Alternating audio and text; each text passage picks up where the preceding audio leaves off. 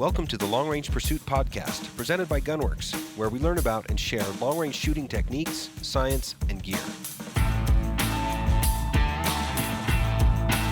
All right, we're back in the podcast room today. I think we're going to call this episode Ultralight or Just Right. Yes. So the guys have been asking us to get a more product-focused episode, kind of coming out about every month, right? Sure. We've got a couple of these little kind of sub-mini series going. Yep.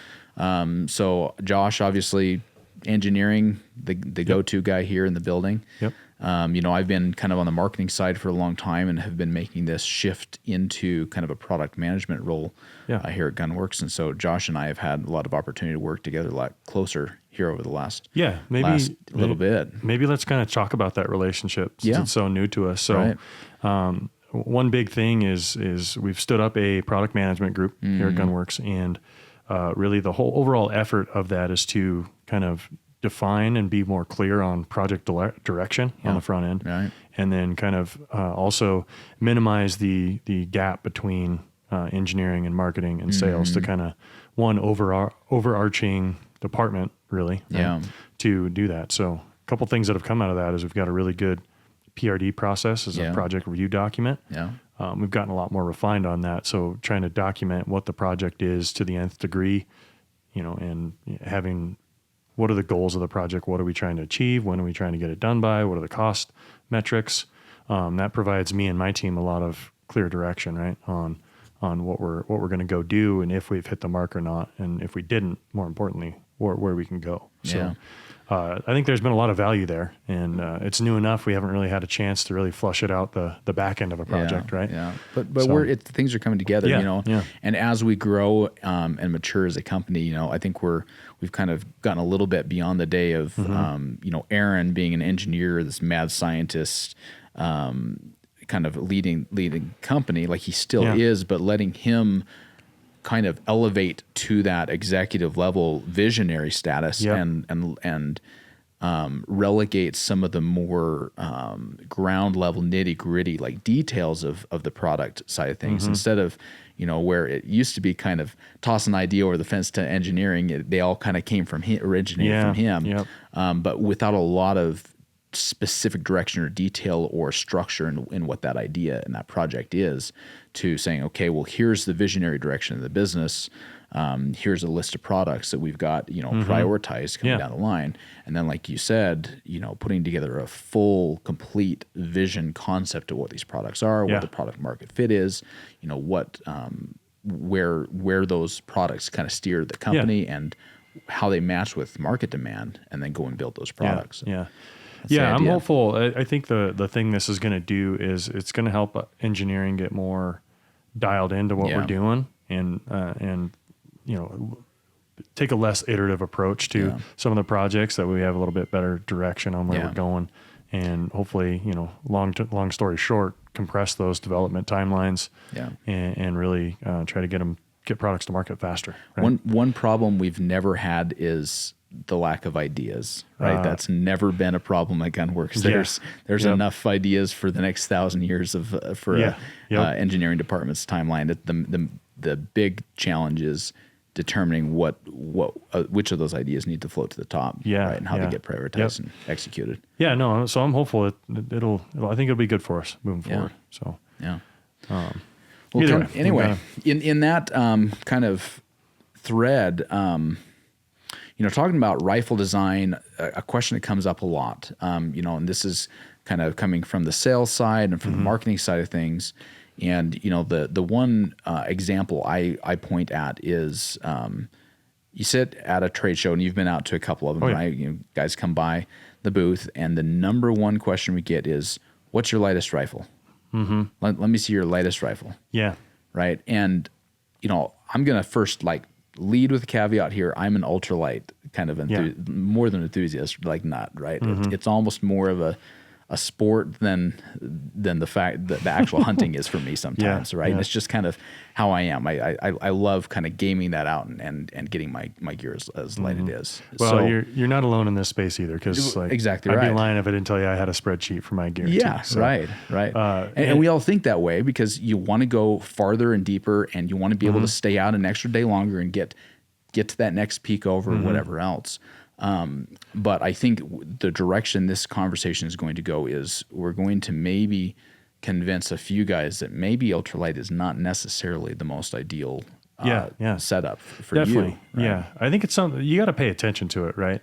I mean, because as Western hunters, it's the first time you'd make a 2,000 foot ascent up a mountain, like you're looking at your every gear. ounce in your pack. You're right? looking at your gear at the end of that hunt, going like, what did I not need to have, and things like that. So it's definitely something you have to be conscious of. But like you said, there's this craze and a trend in the industry that ultralight is the only way, kind of thing, and that's, I guess, the topic of this podcast, right? Is the pros and cons of it. Right?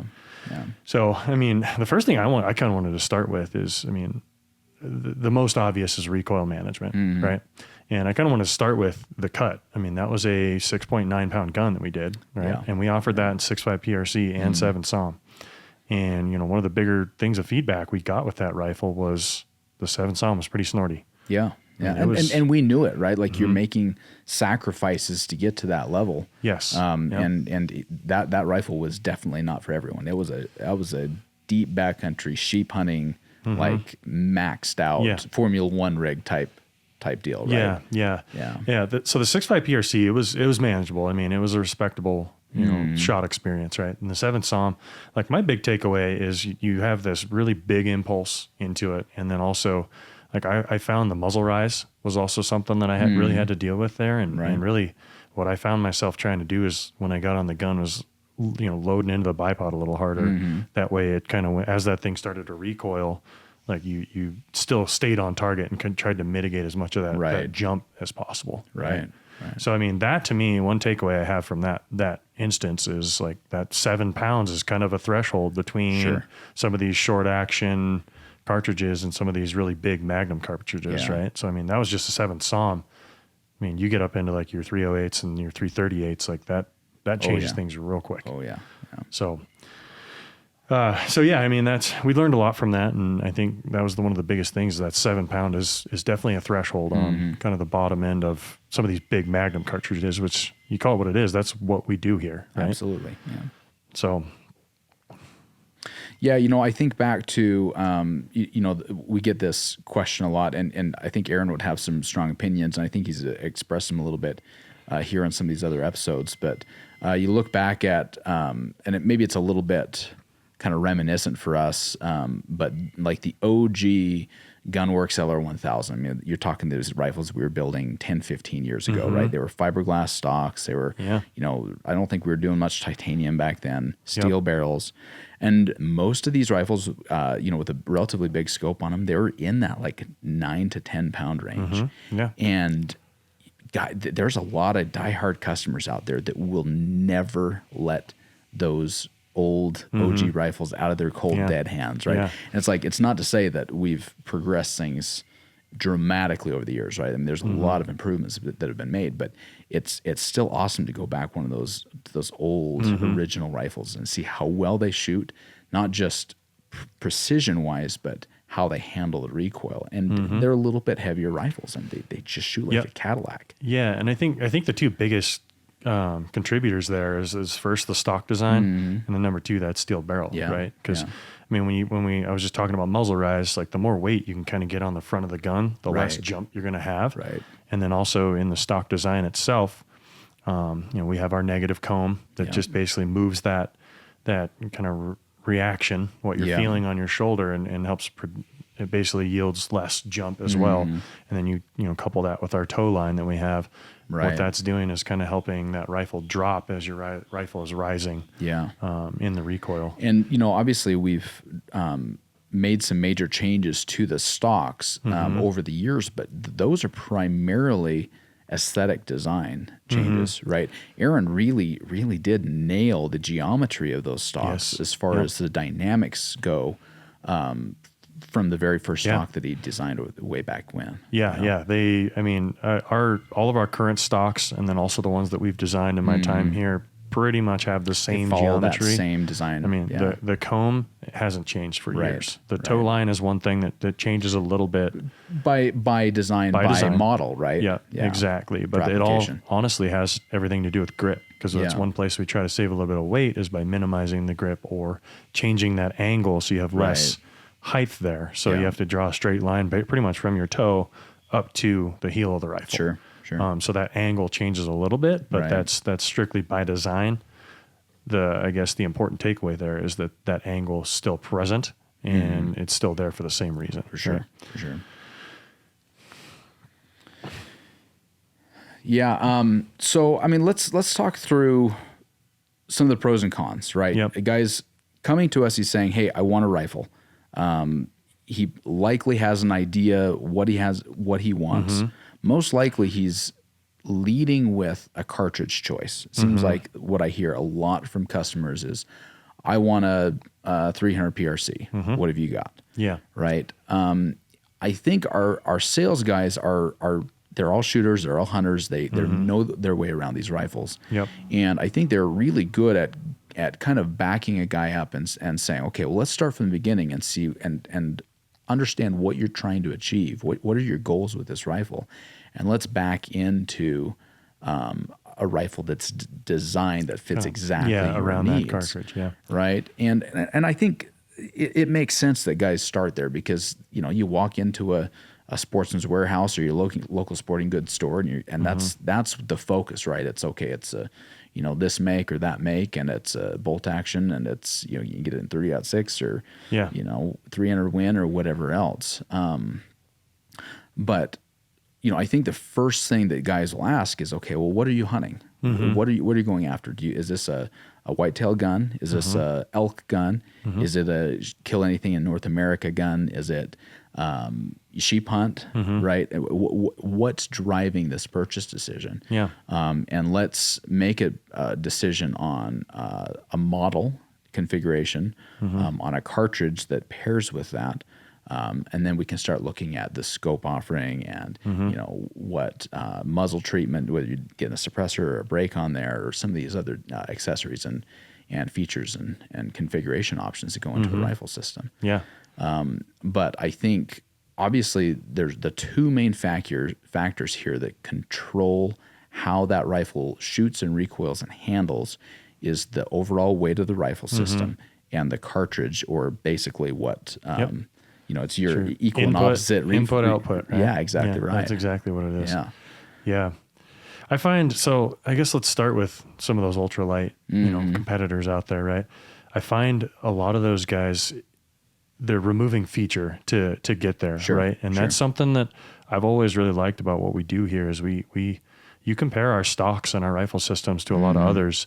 We have a pretty respectable weight. And we also have all of these features in our rifle. You've got the configurability. You can choose your barrel length. You've got our integrated pick rail. If it's a Nexus, you got that whole Arca rail on the bottom. And we have flush cups. A lot of these competitors that are doing these minimalist stocks, they're getting really small in a lot of their geometries, and like the only feature they have is sling studs. Yeah. So if we were basing all of our claims on weight, we could get these rifles very, very light. But the problem is we're just not willing to give up some of those that capability. That's exactly right. Like we've still got an aluminum bedding block in every rifle that we build. Yep. Right. A lot of guys would go pillar bed a rifle and cut quite a bit of weight out of that stock just there. Yep.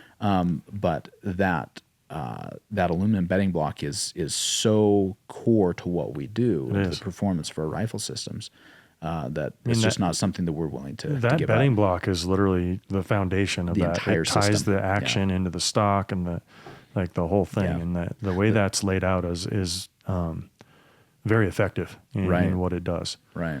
So that's a really big one for us, is keeping that feature. I find also on a lot of these little minimalist chassis and products of that nature, mean, they're going to the extent of they don't have a tow line on them. Sure. Like you don't have anything for your bag to ride on. Yeah. They have a really minimalist cheek piece that you kind of have to put your head in one spot. Right. And it's not optimized for no way one to thing. attach a bipod, right? So then you're figuring out, okay, do I figure out a sling stud and some kind of adapter, and you're adding a bunch of weight with an adapter to get there eventually. And here's the one thing too, like on the engineering side, I always like to be honest with the weights. Like when you look at our weights, that is a rifle that's ready to go hunting. Right. I mean, it's recoil pad. It's all the hardware. It's everything. And I've been diving into some other competitor products as of late that like no muzzle brake, no magazine box, like all these ancillary things are. It's the analogy I make. You know, in the camping world, a company will advertise a weight for like a backpacking tent, and it's without a bag, and it's without stakes, and it's without. Nobody's going to use it without those things. Yeah, exactly. It's just to show a number that looks good to the customer, right? Yeah, no, and that's something I'll always push for on the engineering side is like that we're realistic with we're realistic with our weights, because here's one thing on the engineering side is if we go out and cheat the weight, right? You know, say you have a product and you cheat the weight by leaving a few things off and you save a quarter pound by that, right? Well, when engineering goes and actually saves a quarter pound on the next product, it doesn't really mean anything, and you can't really talk about it or anything like that. True. It's kind of funny how that works. That's a good point. So, but yeah, I mean, just the lack of those features, I think, there's a place for a minimalist stock. I mean, that's not what we're here to say. For sure. You get into like some of the 6.5 Creedmoors and some of those lower caliber, smaller calibers, like eat your heart out. Like they'll do just fine. But for what we do, we're long range precision. You need some of those heavier bullets. You need that increased velocity. You need those Magnum cartridges to really reach out. Right. And then more importantly, you need those features on the stock to consistently deliver that bullet on target. Right. Yeah. So,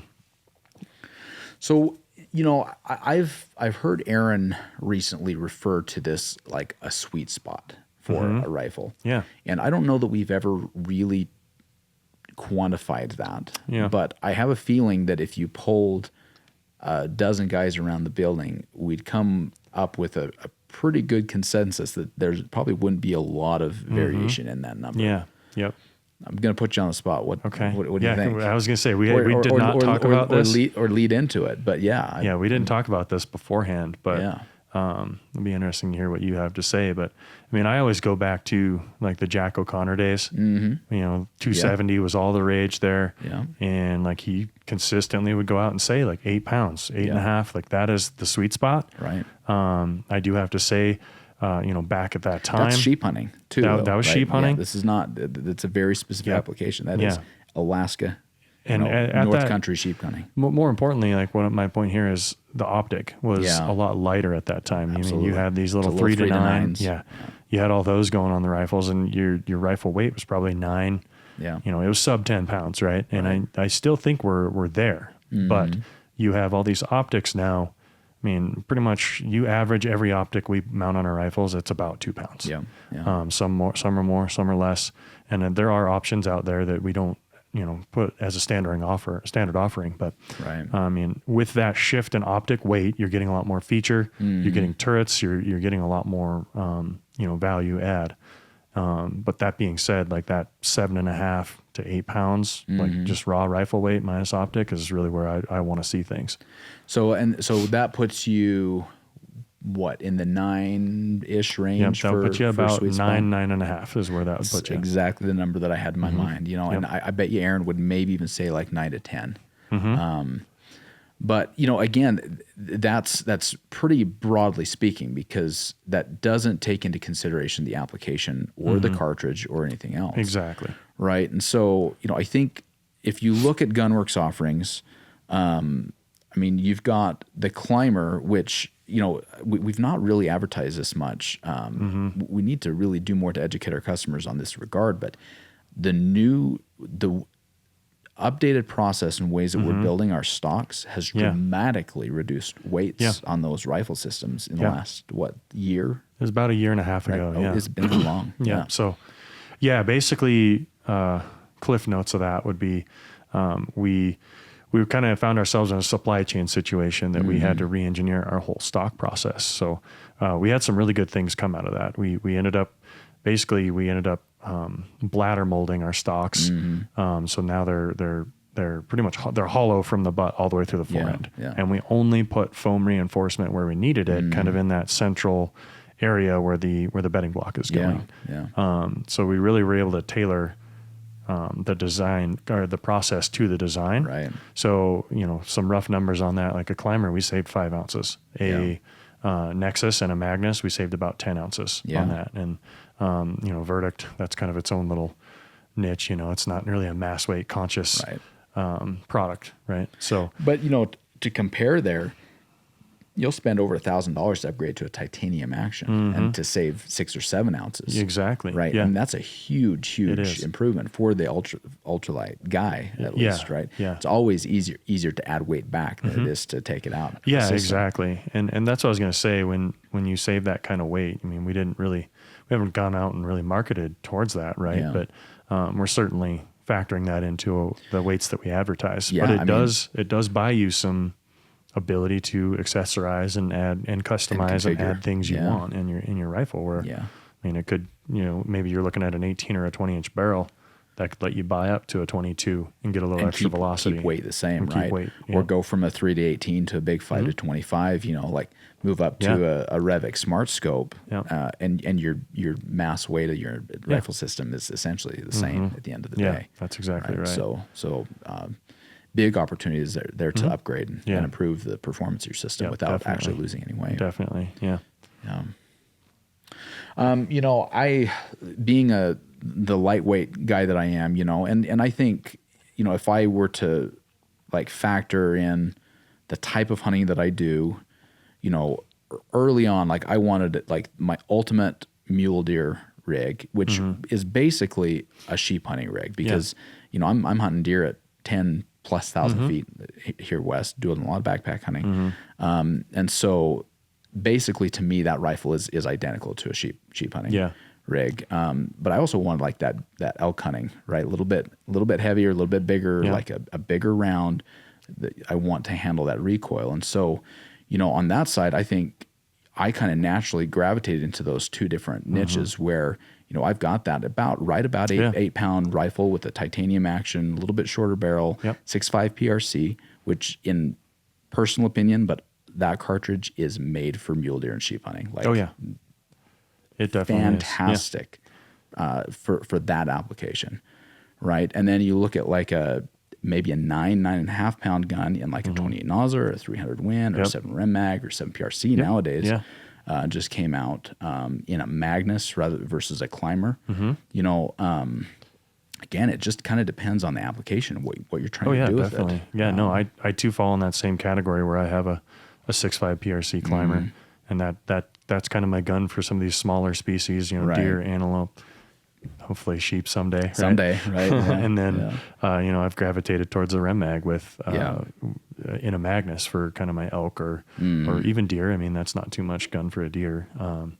But it's kind of that thing when I want to reach out a little further and get, that 180 grain bullet versus 140 grain bullet. That's kind of where I gravitate towards. Right. So, but, going back to that kind of that customer experience where, a guy's calling in, and I think, probably a lot of guys listening have had this exact experience where they call in and, they're on the phone with Bennett and it's like, I need a 300 rum for, I need to reach out and touch something or whatever else, and Bennett's like, man, do you really need a 300 Win Mag, right? It's like we're notorious for trying to talk guys down off that edge into, okay, you started at a 300 or a 338, and we're going to talk you into a 6.5 or a 7, because we know that those bullets can perform on the game that they're designed for, right? We know that the ballistic performance and the terminal performance is there. We know that they're going to make you a better shooter for a number of reasons, right? They're going to be more pleasant to shoot, so you're going to practice more with them. You're going to be able to handle the recoil better on whatever platform those smaller cartridges go on. And so just a number of those things that make for a better experience at the end of the day for the customer. Now, there's certainly reasons to need a 338 and whatever else, right? But I think the majority of guys coming in thinking that they need something really, really big for long range is not always necessarily the case, right? And I think goes the other direction for weights. Yep. If you're hunting primarily whitetail in the Midwest or in Texas, you probably don't need an ultralight. Now maybe the exception would be maybe your kids or your wife are carrying it. Yeah, right? Totally exception. Different ball game. But again, even more so important that you caliber down, right? Because you don't want to be carrying your wife to be carrying an 8-pound 300 PRC climber. Like she'll never want to pull the trigger on that thing again, way. right? Yeah.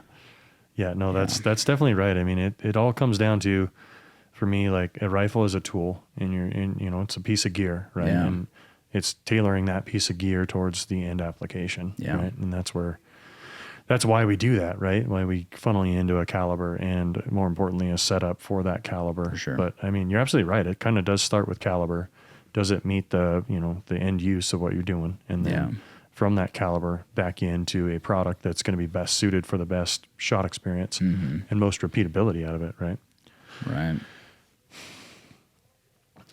One thing I've got pulled up on my computer here, and I'll kind of refer guys to if you want some extra light reading. We put together there's a blog post and an infographic that we did a couple years back comparing 7mm cartridges. Yeah. This is a little bit dated because the 7 PRC didn't even exist. This is probably 3-4 years ago. But really great information comparing particular 7mm, and we also threw in a 6.5 PRC and a 300 Win just to kind of show the other ends of the spectrum. But showing the energy, the retained velocity at distance, and then also the recoil impulse. Essentially, if you think about it, it's the weight of your rifle as compared to the energy that the rifle is putting out of the muzzle. Just really rough numbers. I'll encourage guys to just go search for Get SAUM, Gunworks Get SAUM, SAUM. The 7 SAUM was really popular back then, so still is a great round. But just for example, equal weights. I think was it 10 pounds was our baseline for a rifle, a 10-pound rifle. Yeah. So a 28 Nosler versus a 6.5 PRC. The 6.5 PRC is half the recoil, just about half the recoil of the 28 Nosler in a 10-pound rifle. Yeah. I mean, that's a big difference. Big difference. Oh yeah. And you're just going, up one size in your caliber, 140 grain 6.5 bullet versus a 180 grain 7mm bullet. Big difference. Oh yeah, and definitely. Both of those are 100% 1,000-yard capable rounds, depending on what your game is.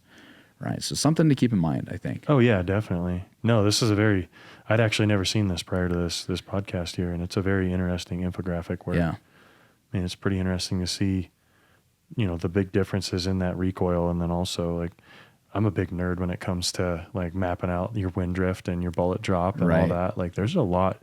If you just get in our Revic app and you just set up some generic profiles and you run those numbers out, like, you'll be pretty surprised. Kind of let some of those drop and wind drift values, what you'll learn there. Yeah. That can really funnel you into a one cartridge being superior to another for what you're trying to do. Right? Absolutely. So, no, that's a very interesting infographic there. And I think there's a whole lot more data for us to be driving as we kind of get more data driven and it's just time and resources. Yeah, but time and resources. There's a lot of cool data to crunch there. But I mean, we were talking earlier, like this is all really good, like theoretical type, like data, quick off the cuff. But, one thing I really want to do on the engineering side is to create that recoil fixture, measurement system, and then measure it all. Right. So we can really funnel into what I look to do in the future is to define what the acceptable peak load, recoil load is, and also what that impulse is on the shot. So we can not just, subjectively quantify some of this stuff, but use the data to tell us where to go, especially when it comes to some of these ultralight products. Because, I mean, like I said earlier, there's a time and a place. But if we have some data to kind of say, okay, here's why this is acceptable, and here are the things you are sacrificing to get to that weight. because I find everyone they have their cake and they want to eat it too, right? Yeah, we all do. And that is the hardest thing on the engineering side is it's always a give and take and a push and pull. Yeah. Trying to, funnel those into one place of a product that, meets the performance, but right. it's also manufacturable too. Yeah. Right. It can be very challenging at times, yeah. but no, that's definitely something that's on the radar for engineering as we move forward is better ways to measure things. And because I'm a firm believer, if you can't measure it, you can't improve it. Sure. Absolutely. Because if you can't do that, you're just in this subjective, just guesswork. It's just guesswork, educated guesses, things like that. So that's definitely something that's on the radar moving 100%. Forward for us. So, well, I think just to kind of recap, key takeaways, I think for the guys listening, some guys get it. Some guys are still, and like I say, I am the worst culprit here of all of them. Is this ultralight focus on, hey, I need the lightest gun. An 8-pound gun is going to be somehow 10 times easier to carry than a 10-pound gun. It's like I've been there. We've all carried that 10-pound gun and sure wished it was a little bit lighter. Oh, yeah. But I think really do some soul searching thinking about this, right? If you're doing 10 miles a day in thin air and big mountains, okay, you're probably well justified in needing that lightweight gun. Definitely. But if you're doing some truck hunting, some little bit of couple miles a day in easy terrain, sitting in a tree stand, I guarantee you do not need an ultralight rig. And on the other side of that, if you're hunting whitetail and or mule deer or sheep, you probably don't need a 300 rum. Look at those 6.5s and maybe a 7 at the max. Yeah, exactly. Right. And I think as we start kind of optimizing our rifle configurations for the specific certain niches that we're hunting, or a broad case, right? But even if it is a jack of all trades rather than master of one, it shouldn't be that on the extreme end of that configuration set, right? Yeah. But I think just some food for thought for guys to definitely. And I think the key consider. takeaway here is when you're really mass weight conscious is that caliber selection. Yeah. And then also the features that are what are the sacrifices you're making to get to that weight? Yeah. I mean, I think those are the two really big ones, but I mean, and kind of a shameless plug, but it's like if you're on the fence about it, give the guys a call. These guys are absolute experts in this space, right? This is what they do day in, day out. Is okay, I'm going on a moose hunt here in August, September, whatever. It's like, okay, well, here's what you need, right? It's a sheep hunt, or I need a whitetail rig for my grandkids. Like we will talk through what you're trying to do with this rifle and get you the exact configuration setup that you need. It all comes down to that end use and what niche we're trying to fill 100% on that. So cool. Well, thanks for joining today, Josh. I think that's insightful definitely. And hopefully some food for thought for the guys. Yeah, definitely. All right, till next time. Thanks. If you like what you're hearing here, please take a second and give us a 5-star rating and a positive review on iTunes or on your favorite podcast app. We appreciate your feedback and suggestions for topics you'd like discussed or questions you want answered on the podcast. You can reach out on Facebook or Instagram or send us an email to podcast@gunworks.com.